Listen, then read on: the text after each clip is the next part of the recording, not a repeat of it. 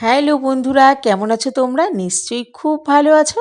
আজ আমি তোমাদের কাছে চলে এসেছি মানকচুর রেসিপি নিয়ে। তো মানকচু রেসিপি খেতে অনেকেই কিন্তু ভয় পাও, যে গলা ধরবে কি না বা সেদ্ধ হবে কি না, রান্না করতেও ভয় পাও। তো চলো আজকে তোমাদেরকে আমি টিপসগুলো জানিয়ে দিই যে মানকচু রান্না করলে একটু গলা ধরবে না এবং সুন্দর করে সেদ্ধ হয়ে যাবে। তো চলো, এবার আমি মানকচু আর আলু কেটে নিয়েছি। দেখো এই সাইজের করে কেটে নিয়েছি। এইবার কড়াইতে জল এইরকমভাবে ফুটবে, এর মধ্যে আমি দিয়ে দিয়েছি নুন। এইবার নুন জলের মধ্যে আমি আলু আর কচুগুলো সেদ্ধ হতে দেব। বন্ধুরা যারা আমার চ্যানেলে নতুন রেসিপি ভিডিও দেখছো, তারা কিন্তু চ্যানেলে অবশ্যই সাবস্ক্রাইব করে সবসময় পাশে থাকার চেষ্টা করো, তাহলে তোমাদের এরকম নতুন নতুন রেসিপির আপডেটগুলো তোমাদের কাছে সঙ্গে সঙ্গে পৌঁছে যাবে। তো বন্ধুরা, ভালো লাগলে লাইক কমেন্ট তো অবশ্যই করে দেবে, ঠিক আছে? তো চলো, এবার এটা সেদ্ধ হতে থাক। ভালোভাবে এটা কিন্তু একটুখানি সেদ্ধ হতে দেবো, যাতে পুরো গলে না যায়, এটা খেয়াল রাখবে। হ্যাঁ, জাস্ট 5 মিনিট মতো ভাপিয়ে নিলাম আমি। ভাপিয়ে নিয়ে এবার আমি জল ঝরিয়ে নেবো একটা ঝুড়িতে দিয়ে। তারপরে এটা জল ঝরতে থাকুক আর আমি এদিকে গ্যাসে কড়াই বসিয়ে দিই। কড়াই বসিয়ে দেখো, এর মধ্যে তেল দিয়ে দেবো এখন। কড়াইটা গরম হয়ে গেলেই আমি দিয়ে দেবো তেল। দিয়ে দিলাম একটা তেজপাতা আর দিয়ে দেবো একটু জিরে।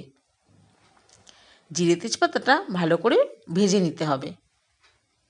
ভেজে নিয়ে তার মধ্যে আমি এবার আলু আর কচুগুলোকে ভালো করে একটু ভেজে নেব। দিয়ে দিচ্ছি আমি আলু আর কচুগুলো। এবার আমি এটাকে একটু ভেজে নেব। এটাকে ভালো করে ভেজে নিতে হবে। কচুটা এত ভালো যে দেখো, 5 মিনিট মতো ভাপিয়েছি, তাতেই কিন্তু কচুটা পুরো সেদ্ধ হয়ে গেছে, কড়াইতে লেগে লেগে আসছে। এতটাই ভালো কচু। তো এর মধ্যে আমি দিয়ে দেবো হলুদ আর নুন। দিয়ে আমি কিন্তু ভেজে নেব কিছুক্ষণ সময়। ওই 5 মিনিট মতো ভাজলেই হয়ে যাবে। এবার ভালো করে ভেজে নিয়ে তারপর এর মধ্যে আমি মশলা দিয়ে দেবো। মশলা কিন্তু আমি এখানে সেরকম কিছু ইউজ করব না। সামান্য একটু আদা বাটা আর জিরে, আর তোমার দিয়ে দেবো এর মধ্যে লঙ্কা। ব্যাস, এই মশলা যাবে এর মধ্যে। আর সেরকম কিছু বেশি মশলা দিলে কচুর তরকারি কিন্তু ভালো লাগে না। কচুর যে একটা অরিজিনাল টেস্ট, সেটা পুরো হারিয়ে যায়। আমি এখানে মশলাটা বেটে রেখেছি, জিরে আদা আর লঙ্কা, আর হলুদ নুন তো আমি দিয়েই দিয়েছি।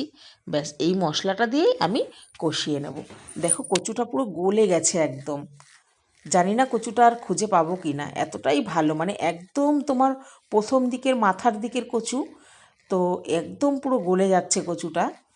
জানি না তরকারিটা হওয়ার পরে কচুটা খুঁজে পাবো কি না। কচুটা আরেকটু কম সেদ্ধ করলেই ভালো হতো। তো এর মধ্যে দিয়ে দিচ্ছি আমি কালারের জন্য একটু কাশ্মীরি লঙ্কার গুঁড়ো। এবার আমি ভালো করে একটু কষিয়ে নেব। আর এর মধ্যে আমি যেটা অ্যাড করব, টমেটো। টমেটো দিলে কিন্তু বন্ধুরা গলা ধরার ভয় একদমই থাকে না। তো তোমরা অবশ্যই কিন্তু কচুর তরকারিতে গোটা একটা বড় সাইজের টমেটো কুচি করে কেটে কিন্তু দিয়ে দেবে। টমেটো দিলে কিন্তু গলা ধরার ভয়টা একদমই থাকে না। যারা তোমরা গলা ধরার ভয় পাও কচু খেয়ে, তাদের কিন্তু সেই ভয়টা একদমই থাকবে না। আমি এখানে দিয়ে দিয়েছি টমেটো। টমেটোটা দিয়েও আমি কিন্তু ভালো করে নাড়াচাড়া করে নিচ্ছি। এবার আমার কষানো হয়ে গেছে দেখো, এবার আমি জল দিয়ে দিচ্ছি। জলটা কিন্তু অতি অবশ্যই গরম জল দিতে হবে। গরম জল দিলে কচুতে একটু গলা ধরবে না। তো আমি খানিকক্ষণের জন্য একটু ফুটতে দেব। আমি বেশিক্ষণ সেদ্ধ করব না, কারণ আমার কচুগুলো একদমই তাহলে আর খুঁজে পাওয়া যাবে না। একটুখানি সময়ের জন্য এটা ফুটে উঠবে, ততক্ষণ আমি একটু অপেক্ষা করব। তো বন্ধুরা, তোমরা কোথা থেকে আমার রেসিপির ভিডিও দেখছো, কমেন্ট বক্সে অবশ্যই একটু জানিও যে তোমরা কে কোথা থেকে ভিডিওটা আমার দেখছো। তাহলে আমি বুঝতে পারবো যে আমার ভিডিওটা কোথায় কোথায় যাচ্ছে। তো আমি এর মধ্যে দিয়ে দিলাম একটুখানি পরিমাণ চিনি। দিয়ে আমি মিশিয়ে নেব। তো কচুটা সুন্দরভাবে গলে গেছে একদম, খেতেও কিন্তু দারুণ টেস্টি হবে। কিন্তু আরেকটু গোটা গোটা থাকলে কচুটা খেতে আরও ভালো লাগতো। এবার আমি দিয়ে দিলাম গরম মশলা গুঁড়ো।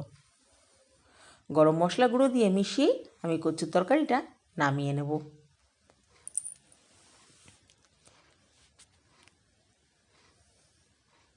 দেখো কত সুন্দর হয়েছে কচুর তরকারিটা, কালারটা খুব সুন্দর এসেছে।